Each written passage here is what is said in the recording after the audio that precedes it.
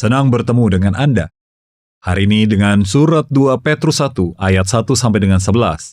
Saya akan membagi dua pelajaran ini. Saya ingin membagikan firman tentang pekerjaan pemulihan gambaran Allah. Pasti ada banyak orang yang pernah ke katakombe di Roma. Bahkan meski belum pernah ke sana, tapi pasti tahu katakombe itu tempat seperti apa. Katakombe yang awalnya adalah pekuburan bawah tanah ini sudah ditemukan sekitar 120 buah. Jika 120 buah itu disatukan, total panjangnya sekitar 900 km. Jadi dapat dibayangkan ada lorong sepanjang 900 km dan dalam lorong itu ada terdapat kamar-kamar. Dan di atas itu ada mayat-mayat yang dikuburkan. Berdirinya gereja di Roma hampir sama dengan waktu berdirinya gereja Yerusalem. Dalam Kisah Para Rasul pasal 2 ayat 10 tercatat, ada pendatang-pendatang dari Roma. Mereka kembali sampai ke Roma 2 minggu kemudian. Dan pada waktu yang hampir bersamaan, gereja Yerusalem dan gereja Allah di Roma pun dimulai. Sementara penganiayaan orang-orang Kristen di Roma dimulai, mereka melarikan diri dan bersembunyi di kuburan bawah tanah, katakombe ini. Mereka tahu kalau di bawah sana aman. Seiring berjalannya waktu, orang-orang Kristen yang mendengarnya kabar itu pun sedikit demi sedikit mulai berkumpul. Saat jumlah bertambah, mereka menggali terowongan itu sedikit lagi. Ketika saya ke katakombe, saya mendengar penjelasan yang sangat mengejutkan dari pemandu. Ada tanah yang disebut tuf. Tanah ini mudah digali hanya dengan alat sederhana seperti cangkul kecil. Tapi jika tanah ini terkena udara, teksturnya akan mengeras. Tidak mudah roboh. Ini adalah tempat pengungsian yang dipersiapkan Allah. Bahkan sekarang pun, setelah 2000 tahun berlalu, katakombe tidak runtuh dan masih tetap ada. Dan hal yang lebih menarik adalah, jika tanah tuf itu digali dan dilemparkan keluar, maka orang-orang yang berlalu akan mengetahui bahwa di situ sedang digali terowongan. Tanah itu sendiri dipakai sebagai bahan bangunan di Roma pada masa itu. Jadi katakombe adalah suatu tempat yang luar biasa, di mana tanah hasil menggali terowongan dibawa ke kota Roma dan dijual lagi sebagai bahan bangunan dan hasilnya digunakan untuk membeli bahan makanan. Menurut dugaan, setidaknya tempat itu ditinggali selama 270-280 tahun. Mereka menghabiskan seumur hidupnya di sana. Mereka mengadakan pemakaman orang tua di sana. Mereka juga melahirkan anak di sana. Dan mereka juga mati di sana. 270-280 tahun sudah berlalu sejak itu. Saudara, betapa luar biasanya kehidupan yang dijalani. Kalau masuk ke kuburan bawah tanah itu, lorongnya sangat sempit. Sudah pasti sempit. Kalau digali lebar, goa bisa runtuh, jadi lorong dibuat sempit, di mana ketika dua orang berpapasan, maka satu orang harus berdiri bersandar pada dinding dan seorang lagi melewatinya. Dan kamar juga hanya digali kecil saja. Mereka menghabiskan seumur hidup di tempat seperti itu, selama 100 tahun, 200 tahun, 300 tahun beradaptasi dengan lingkungan. Dan pulih dari amarah dan kebencian terhadap Roma, serta putus asa yang timbul dari dalam hatinya. Betapa indah wujud orang Kristen yang mereka miliki. Dan hal itu semakin lama semakin tersebar. Saudara, coba bayangkan surat 2 Petrus ada di tangan mereka. Bukan hanya surat 2 Petrus saja. Ada juga surat dari Rasul Petrus yang mati martir di Roma, Rasul Paulus yang mati martir di Roma, yang dikirimkan kepada jemaat di sana. Dan di antaranya adalah nats bacaan hari ini, yaitu surat 2 Petrus pasal 1 dari ayat 1 sampai ayat 11. Di sini kita bisa melihat orang-orang dengan iman luar biasa telah menang atas lingkungan dan mengatasi masalah mereka, serta cara rahasia mereka untuk menjadi umat Allah. Intinya adalah, mereka dibiarkan mengambil bagian dalam gambaran Allah, dalam kodrat ilahi. Dalam 2 Petrus pasal 1 ayat 4, dengan jalan itu ia telah menganugerahkan kepada kita janji-janji yang berharga dan yang sangat besar, supaya olehnya kamu boleh mengambil bagian dalam kodrat ilahi, dan luput dari hawa nafsu duniawi yang membinasakan dunia. Kodrat ilahi ini adalah karakter ilahi. Karakter Allah. Inilah gambaran Allah. Dalam kitab Kejadian pasal 1 telah difirmankan, diciptakan menurut gambaran Allah, bukan? Kata telah diciptakan menurut gambaran Allah ini. dapat diterjemahkan sebagai karakter. Pertama, jika kita merenungkan tentang karakter, Rasul Petrus berkata kepada orang-orang yang berada di tengah situasi buruk ini, kita harus mengambil bagian dalam kodrat ilahi. Pertama, kalau kita cari tahu arti gambaran Allah ini, Allah memberikan suatu hal yang tidak diberikannya pada makhluk lain, hanya kepada manusia saja. Itulah karakter Allah. Misalnya, hal-hal seperti intelijensi, kekudusan, kemandirian, kreativitas. Pertama, intelijensi. Dikatakan IQ manusia adalah 100, 120, 130, tetapi IQ monyet, lumba-lumba, hanya 60, 70. Ketika kita hanya membicarakan kemampuan pengetahuan, kita dapat membandingkan IQ manusia dengan IQ hewan dengan angka itu. Tapi ketika intelijensi yang ada pada Allah diberikan kepada kita, maka itu tidak hanya membicarakan tentang IQ saja. Contohnya, beberapa tahun lalu, pendeta wali difabel datang kepada saya, menyampaikan bahwa para penyandang difabel di gereja kami harus dibaptis. Ada orang yang mengalami kerusakan otak dan tidak mampu berkomunikasi dengan normal. Lalu saya bertanya pada pendeta gembala sidang kami, apakah anak-anak itu dapat mengakui Yesus Kristus sebagai Tuhan? Tapi pendeta gembala sidang kami malah berkata, bukankah pendeta pernah beribadah dengan mereka? Saat mereka menaikkan pujian, kalau dengan IQ kita memikirkan bagaimana perasaan mereka saat memuji, kita mungkin berpikir mereka tidak bisa mengakui Tuhan. Tapi yang pasti, meski mereka penyandang difabel, mereka kenal Allah dan menyembahnya, memujinya. Kalau kita mengingat sosok mereka yang sangat bersukacita, aku tidak bisa tidak setuju bahwa mereka benar-benar mengenal Allah. Sejak saat itu kami mengatakan kepada grup ahli penyandang difabel bahwa saat mereka melihat ini dan itu, mereka juga pasti mengenal Allah, lalu mulai memberikan baptisan kepada mereka. Mereka tidak dapat mengaku layaknya orang biasa. Yesus telah mati bagi saya.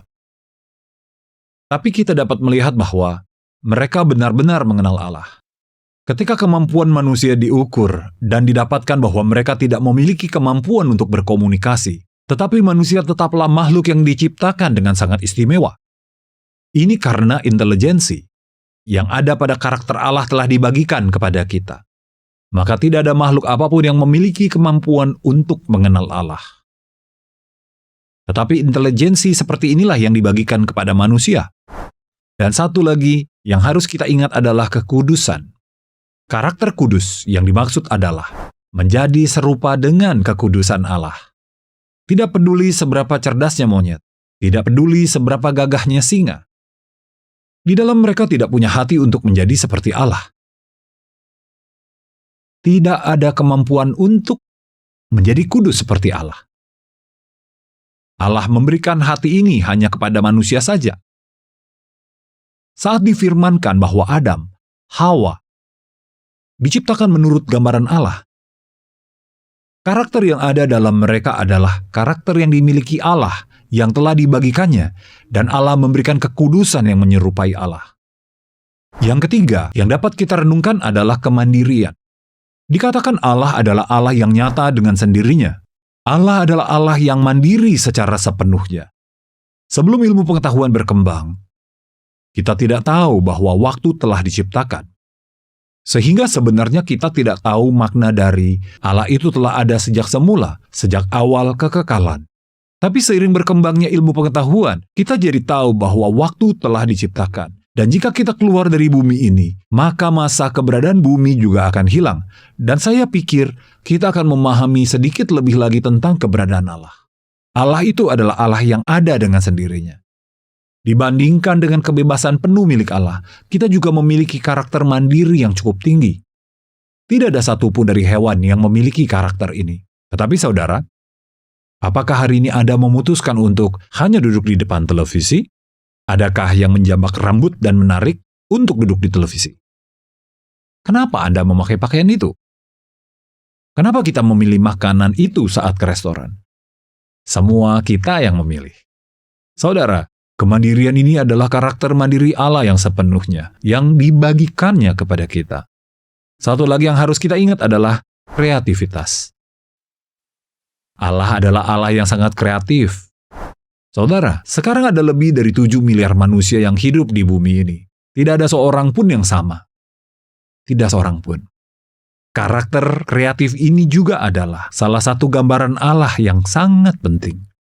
Hal inilah yang dijelaskan oleh Petrus sebagai kodrat ilahi yang akan dipulihkan kembali. Allah lah yang melakukan hal itu. Kapan kira-kira gambaran ini hilang dari manusia? Dalam kitab Kejadian pasal 3, saat manusia, Adam dan Hawa menyatakan sendiri, ingin menjadi seperti Allah, memakan buah dari pohon pengetahuan, saat hubungan dengan Allah rusak, maka gambaran Allah yang ada di dalam diri kita juga ikut rusak. Yesus Kristus datang dan memulihkan kembali gambaran Allah ini. Ada satu kata penting dari gambaran Allah yang harus kita ingat lagi. Itu adalah kata ikon. Saudara, ini adalah kata pertama dari bahasa Ibrani yang terdaftar sebagai kata bermakna gambaran. Tapi sekitar 300 tahun sebelum kedatangan Tuhan Yesus, Alkitab Perjanjian Lama yang tercatat dalam bahasa Ibrani diterjemahkan dalam bahasa Yunani yang menjadi bahasa dunia pada masa itu. Tetapi pada saat diterjemahkan, gambaran itu diterjemahkan sebagai icon. Kata yang disebut ikon ini sebenarnya adalah icon yang diserap dari bahasa Yunani. Dan kata ikon ini sama seperti dengan kata icon yang kita pakai sekarang ini. Saudara, ketika pertama sekali monitor komputer terbuka, ada gambar kecil yang kita sebut dengan icon, bukan? Jika kita klik salah satu di antara icon itu, maka akan muncul bentuk sesungguhnya yang tersembunyi di dalamnya. Saudara, jika kita klik diri kita, apa yang akan muncul? Yang muncul haruslah Allah. Itulah arti dari firman. Kita diciptakan seturut gambaran Allah. Tetapi hal ini, kodrat ilahi ini, bukan hal yang dapat kita kembangkan. Bukan juga hal yang dapat kita terima jika kita berusaha. Hanya oleh pemberian Allah saja kita bisa menerimanya. Pada mulanya juga pada saat Allah menciptakan manusia, Allah memberikan pencitraan ini. Dan setelah Adam dan Hawa jatuh ke dalam dosa, hubungan dengan Allah rusak. Lalu Yesus Kristus datang kepada manusia yang berada di dalam situasi kematian. Yesus Kristus mati membayar dosa kita dan menyelamatkan kita. Dan sekarang Roh Kudus memulai karya untuk memulihkan kembali gambaran Allah di dalam kita. Itulah makna dari kata-kata percaya Yesus. Kalau begitu bagaimana agar kita dapat memulihkan gambaran Allah? Dalam naskah hari ini, ayat 5, 6, dan 7 difirmankan bahwa Allah akan menyediakan kepada kita 7 hal bagi iman kita. Dalam 2 Petrus 1 ayat 1, dikatakan demikian. Kita akan memperoleh iman, dan untuk iman yang berharga ini, dalam ayat 5, 6, 7, Allah berfirman akan menyediakan 7 macam hal. Isi dari 7 hal yang disediakan ini akan disampaikan pada pembahasan selanjutnya. Tetapi hal yang harus kita renungkan lagi saat ini adalah Allah menyediakan 7 hal bagi kita untuk memulihkan kembali gambaran Allah, membantu kita untuk menang dalam situasi apapun dan menjadi orang yang menang atas dosa. Allah akan menjadikan kita orang Kristen yang seperti itu. Apakah yang akan terjadi ketika kita tidak bisa menerima 7 hal ini? Firman ini ada dalam ayat 8 dan ayat 9. Ada 4 hal, dan ini sangat penting untuk kita ingat. Saudara, dalam ayat 8 dikatakan, ketika kita tidak dapat menerima 7 macam hal yang disediakan Allah untuk iman kita, maka kita menjadi malas dalam pengenalan akan Yesus Kristus, Tuhan kita. Jadi dengan kata lain, kita menjadi malas dalam hal membaca Alkitab, dan malas untuk mendekatkan diri pada Tuhan Yesus. Kenapa jadi seperti ini? Allah ingin menyediakan 7 hal seperti moral dan pengetahuan di atas iman kita. Tetapi jika kita tidak menerima hal itu dengan baik dan menjalani kehidupan beriman, maka kita akan menjadi orang Kristen yang tidak pernah sekalipun membaca Alkitab selama seminggu. Karena kita tidak membaca Alkitab, maka kita tidak dapat mengenal Yesus Kristus. Karena tidak kenal Yesus Kristus, maka kita tidak akan tahu siapa kita dan bagaimana cara mengatasi masalah kita. Saudara, ingatkah Anda dalam kitab Mazmur ada tertulis, firman Allah adalah manis seperti sarang madu. Saudara, apakah itu hiperbola atau makna sebenarnya? Betapapun itu adalah firman Allah, bagaimana mungkin rasanya manis bagai sarang madu? Hal itu sudah pasti adalah hiperbola. Tidak. Orang yang mengalami betapa firman Allah itu menakjubkan dan manis akan menyadari ungkapan manis seperti sarang madu pun masih kurang untuk firman Tuhan. Saudara, jika menyadari firman Allah, maka kita akan menyadari betapa firman itu membuat kita bersukacita dan betapa firman itu membuat kita bersemangat. Jika kita tidak dapat memperoleh 7 hal yang Allah sediakan, maka hasil kedua yang akan terjadi adalah, tertulis dalam ayat 8b, kita akan menjadi orang yang tidak berbuah. Buah apakah itu? Apakah itu buah dari saldo rekening? Apakah itu buah nilai akademis? Apakah itu buah kenaikan pangkat? Bukan, itu adalah buah dari Roh Kudus. Saat kita menjadi orang Kristen yang mengaku bahwa Yesus Kristus adalah Tuhan, maka Roh Kudus akan berdiam di dalam kita. Jika Roh Kudus berdiam dalam kita, maka hidup kita akan berbuah dari Roh Kudus. Tapi kenapa saya yang sudah percaya Yesus 1 tahun, 2 tahun, 3 tahun, saya masih belum mendapat buah Roh Kudus? Saudara, apakah di Alkitab buah Roh Kudus tidak banyak dibicarakan? Kenapa meski sudah 10 tahun percaya Yesus, kita masih belum bisa mengendalikan amarah? Kenapa bahkan setelah 20 tahun, 30 tahun ke gereja pun, masalah tentang karakter kebiasaan dan dosa saya masih belum terselesaikan? Saudara, meskipun kita dapat memeriksa berbagai macam hal, tapi kalau kita coba renungkan firman hari ini, meskipun kita sudah memperoleh iman yang sangat berharga, saudara, seberapa penting makna dari iman yang berharga ini? Yesus Kristus telah mati untuk saya. Kasih karunia salib Yesus adalah kasih karunia untuk saya. Bisa menyadari hal itu adalah sungguh suatu hal yang berharga. Walau kita memperoleh iman ini, tapi kalau Tuhan tidak memakaikan kasih karunia ini atas kita, maka tidak akan ada buah. Bukankah kita harus makan supaya kenyang? Kalau kita tidak makan, maka perut kita tidak akan kenyang. Kita akan kelaparan dan nutrisi tidak terpenuhi. Kita sudah memiliki iman. Jadi Tuhan tidak lagi menyediakan bagi kita dan berkata, hidup dengan itu saja. Tuhan tidak seperti itu. Dengan iman kita memperoleh identitas sebagai anak Allah. Dan Dia menambahkan 7 kasih karunia di atasnya. Kalau kita tidak mendapatkan hal inilah, kita tidak akan bisa berbuah. Dan akan muncul masalah. Dalam ayat 9 dikatakan, ia menjadi buta dan picik, karena ia lupa bahwa dosa-dosanya yang dahulu telah dihapuskan. Orang Kristen bukan orang yang tidak dapat melihat apa-apa. Tapi kenapa waktu kita memiliki iman, kita masih tidak dapat melihat apa-apa seperti orang buta? Mengapa tidak dapat melihat apa-apa seperti orang yang tidak percaya, meskipun terlihat? Tapi kenapa tidak bisa melihat jauh? Saudara, jangan lupa meskipun memiliki iman, masalah seperti ini masih tetap bisa muncul. Kita harus terus menerima kasih karunia dari Allah. Saudara, jika kita percaya firman Tuhan dengan benar, maka kita adalah orang-orang yang melihat sangat jauh. Kita adalah orang-orang yang tahu bagaimana sejarah manusia akan berakhir. Jika kita percaya pada firman Tuhan sepenuhnya, dan melihat hidup orang yang suka berbohong, hidup seenaknya, jadi budak nafsu, jadi budak dosa, maka kita akan tahu bahwa hidup orang itu tidak damai dan pasti akan hancur. Kita dapat melihat jauh. Tapi ada juga yang beriman dan mengakui Yesus Kristus sebagai Tuhan, tetapi tidak dapat melihat apapun. Atau hanya dapat melihat sedikit. Orang-orang yang hidup seperti sudah ada sejak 2000 tahun lalu, dan sampai sekarang pun masih ada. Saudara, cobalah untuk memeriksa diri kita sendiri. Jika hari ini kita merasa khawatir dan cemas, coba periksa. Apakah mungkin kita cemas dan khawatir karena kita tidak bisa melihat dengan mata iman?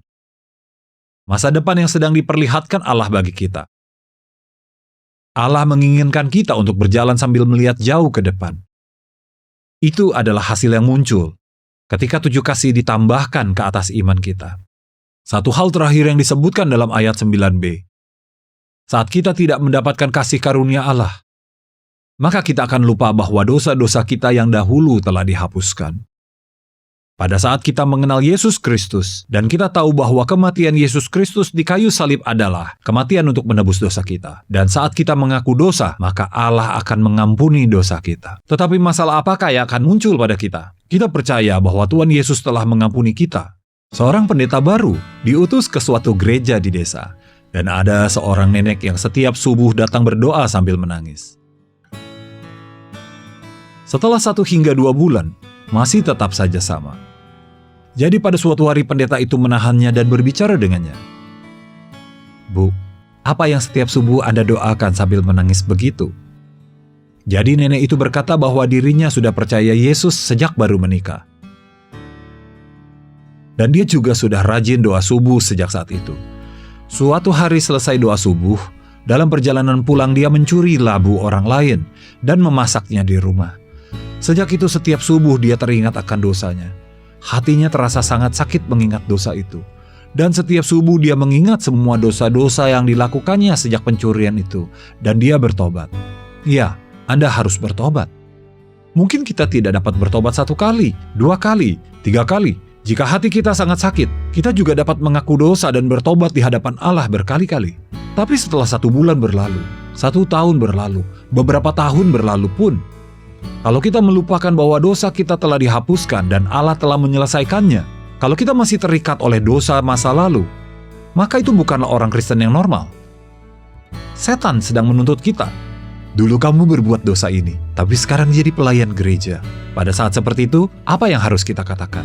Meskipun setan bisa berdusta, tapi dia juga mengucapkan kenyataan. Setan membuka masa lalu kita, mengungkapkan kesalahan kita di masa lalu. Pada saat seperti itu, apa yang harus kita katakan? Benar. Orang seperti saya mau jadi diaken.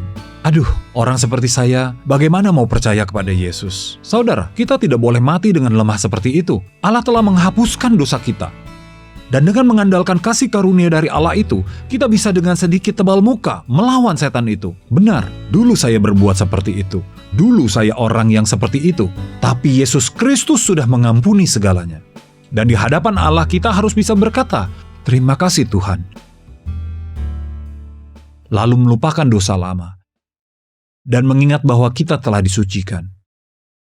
Sebagai orang Kristen kita harus berjalan dengan percaya diri.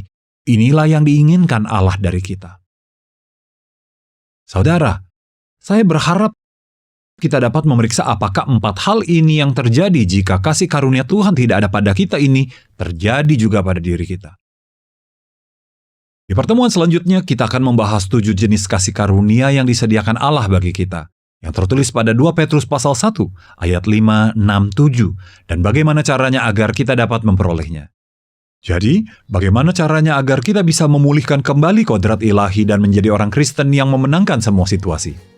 Kita akan coba merenungkan hal itu. Terima kasih.